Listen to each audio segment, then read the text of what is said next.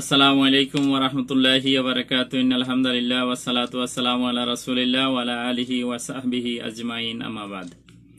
সম্মানিত তাওহীদ প্রিয় দ্বীনী ভাই বোনেরা, আমরা আজকে জানবো জাহান্নামী কারা হবে সে সম্পর্কে দলিল।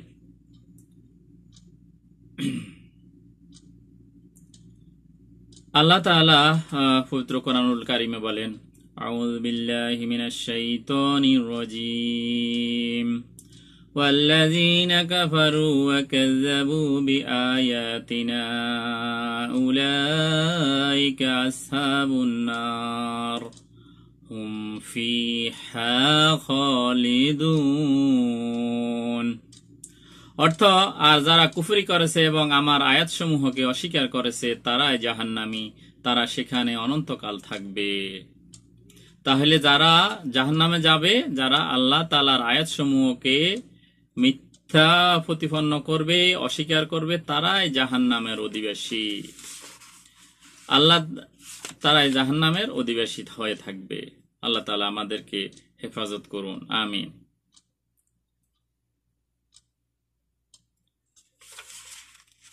আরেকটি সম্পর্কে একটি হাদিস, ইয়াজ ইবনে হিমার রাদিয়াল্লাহু আনহু থেকে বর্ণিত, রাসূল সাল্লাল্লাহু আলাইহি ওয়াসাল্লাম বলেন, আর জাহান্নামীরা 5 প্রকার। 1 নম্বর হলো বিবেকহীন দুর্বলরা, যারা তাদের মধ্যে নিঃস্ব শুধু অন্যের অন্ধ অনুসরণ ও অনুকরণ করে। আর এমন প্রচন্ড খেয়ানতকারী যাকে পরীক্ষা করেও তার লোভ প্রকাশ পায় না। আর এমন একজন মানুষ যে সকাল সন্ধ্যা তোমার পরিবার পরিজন ও সম্পদের প্রতারণা করে। আরও উল্লেখ করেন, কৃপণ, মিথ্যাবাদী এবং অসৎ চরিত্রের নির্লজ্জ ব্যক্তি, এরা হবে জাহান্নামের অধিবাসী। 5 প্রকার এখানে উল্লেখ করা হয়েছে।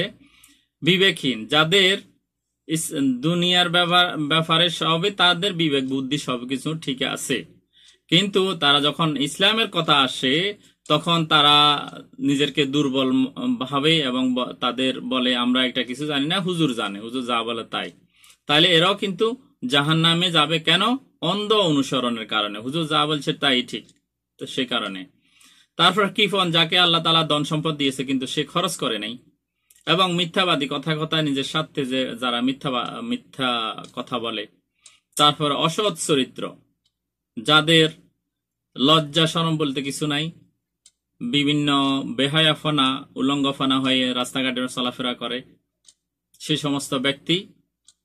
আর এমন একজন যে খেয়ানতকারী, হয়তো কোনো প্রতিষ্ঠানে তাকে ম্যানেজার নিয়োগ দেওয়া হয়েছে, তারপরে সেখানে তাকে পরীক্ষা করার জন্য অনেক পরীক্ষা করা হয়েছে, কিন্তু সে খেয়ানতের বিষয়ে এত পারদর্শী যে কোনো পরীক্ষায় সে কিন্তু ধরা পড়ে নাই।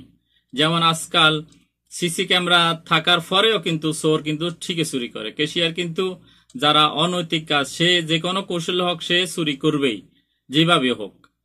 তো তাহলে দুনিয়াতে সে ধরা পড়ে নাই, কিন্তু তাকে মালিক অনেক চেষ্টা করছে যে সৎ কিনা, চুরি করে কিনা।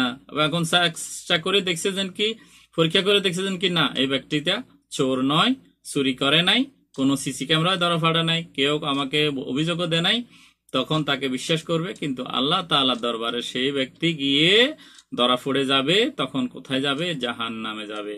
আল্লাহ তাআলা আমাদেরকে এই সমস্ত